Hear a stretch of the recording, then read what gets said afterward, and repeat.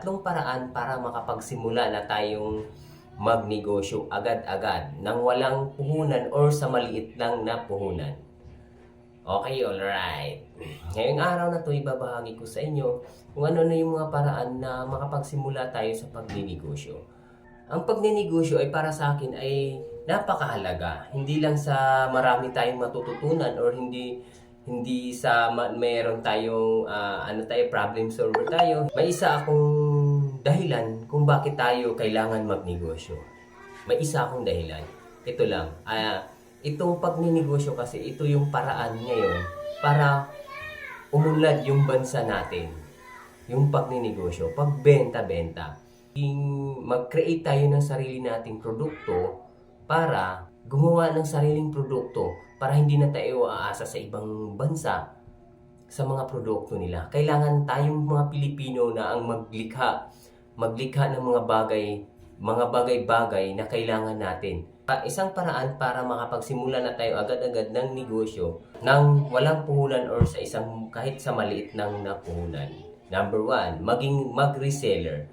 Mag-reseller tayo or magbenta tayo sa ibang produkto or sa produkto ng iba.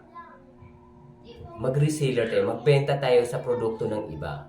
For example, sa akin, mas maganda yung produkto muna yung sa iba ang ibebenta natin para hindi na tayo magmamanufacture. Kasi pag ikaw pang mamanufacture, maglalabas ka talaga ng pera para bumuo ng produkto or para gumawa ng produkto. O ngayon, para mas magandang magsimula tayo nang walang puhunan, mag-reseller muna tayo. Yung produkto muna ng iba. Kasi ang for me, sa side ko is humango ako ng saging. Yung saging, humango ako ng saging. Tapos ibebenta ko rin. Yun na yun. Tapos pwede pang ipautang sa mga suki natin o kung kakilala mo yung mga may-ari ng saging, huhango ka doon, nabasa ka na ang bayad pag naubos. Yun, walang puhunan. Yung pangalawa, para makapag-start ka kaagad sa pagninegosyo, ay ang gumawa ka ng yung alam mong gawin. Kunwari, sa pagluluto, kung ano yung alam mong gawin, titinda ng turon, pansit, almusal. Kung kaya mong gawin yan, kung expert ka dyan, simulan mo na agad. Na sa maliit na puhunan lang naman mag-i-start. Huwag muna sa malaki agad kasi hindi pa natin alam kung mabili ba or makakabenta ba tayo. Mas maganda yung experience muna. Experience mo nating magnegosyo. Pangatlo, skills. Kung ikaw po ay nagtatrabaho ngayon at meron po kayong mga skills na bihasa kayo, kahit anong klaseng skills, yun yung i-offer mo sa mga taong nangangailangan sa skills mo.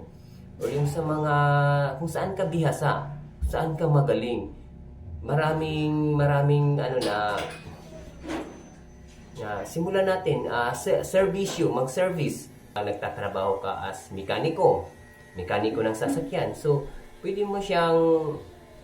kang mag-offer kung nagtatrabaho ka ngayon as employed mechanic. So, pwede kang magnegosyo, mag-ayos ka sa ibang sasakyan ng sideline. Pag uwi mo sa trabaho, pwede mo siyang gawin. Yun.